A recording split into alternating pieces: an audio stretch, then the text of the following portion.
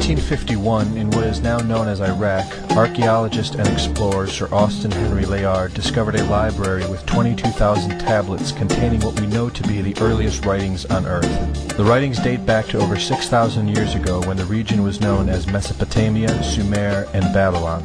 Amongst these vast writings is a story which mirrors the book of Genesis in the Bible.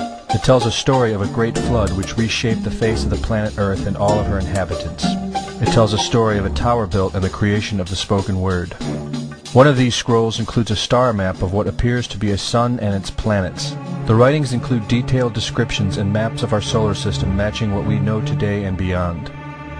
It includes a 10th planet in an orbit between Mars and Jupiter. It is written that the 10th planet Nibiru was thrust into our solar system and collided with the planet Tiamat. The remaining bulk of Tiamat over time became Eridu, the Earth as we know it, and the rest of her became the asteroid belt. In retrograde to the other 9 planets, Nibiru took orbit around our Sun in a long ecliptic or apogee. Lasting 3,600 years, it passes between Mars and Jupiter. In recent years, based on the patterns of our known solar system, astronomers have been looking for a planet with this same orbit. In search of this planet, they discovered the planet Pluto. The search continues. According to the ancient texts, this detailed information was given to them by the Anunnaki, or those who from heaven to earth came. They described the Anunnaki as a reptilian race of gods which came to the earth in fiery ships from their home planet of Nibiru, the 10th planet. It is written that these Anunnaki came to the earth to mine gold and other elements to serve in protecting the atmosphere of their distant home planet. After a workers' revolt, the Anunnaki rulers began to genetically alter Cro-Magnon man to create a slave race, resulting in the human race. It was said that we were created by the gods in clay vessels. It is written that man was forbidden to depict the Anunnaki in their actual form. Just prior to the Great Flood, the bulk of the Anunnaki would return home, leaving numbers of them behind to watch over the earth. Anu was king. Assigned to Anu to heed his instructions. 300 in the heavens he stationed as a god. The ways of earth to define from the heaven. And on earth 600 he made reside. After he all their instructions had ordered, to the Anunnaki of heaven and of earth, he allotted their assignments. This story of reptilian gods from the heavens creating man is not at all uncommon. It in fact can be found in most every region of our planet. In Japan, emperors claim descent from dragon gods who came from the sky. Australian Aborigines teach of a reptilian race which lives underneath the earth and governs over men. They believe they are descendants of a race of dragon human. China teaches the serpent queen Nukua interbred with man. India calls these reptilian gods Nagas and claim they seeded their royal families. Throughout the Middle East it is believed a serpent race created man. The book of Genesis tells of giants who came from the heavens to breed with the daughters of man. They are called the Nephilim. In Africa they call them Chitauri, children of the serpent.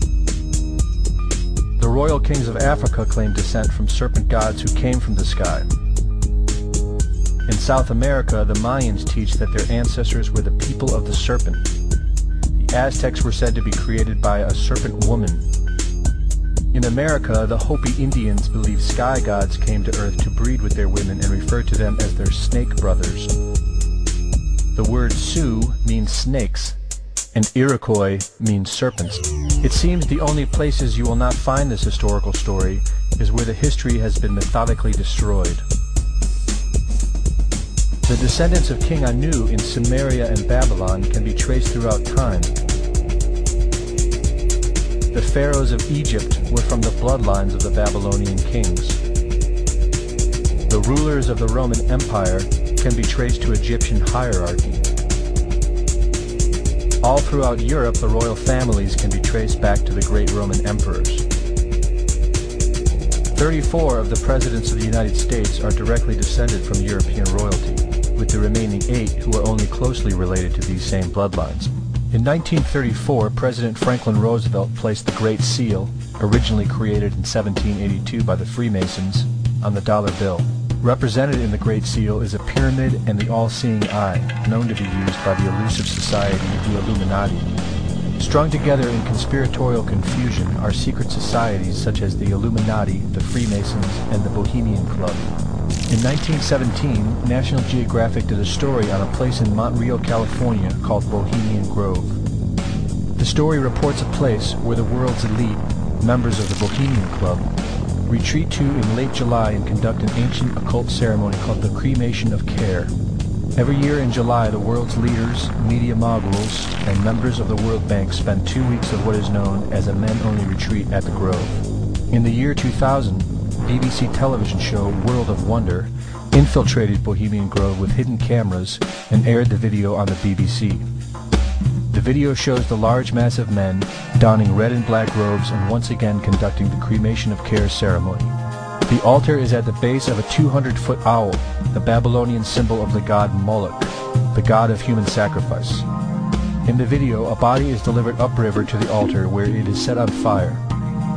Upon being aired, members of the Bohemian Club reported that the ceremony is a put-on, merely done for entertainment and fun.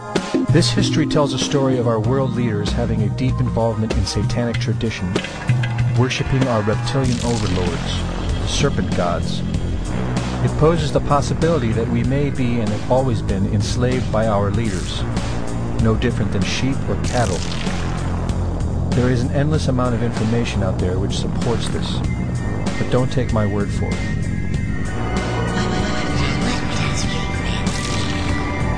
Well, son, a funny thing about regret is that it's better to regret something you have done than to regret something you haven't done. And by the way, if you see your mom this weekend, be sure and tell her, Satan! Satan! Satan!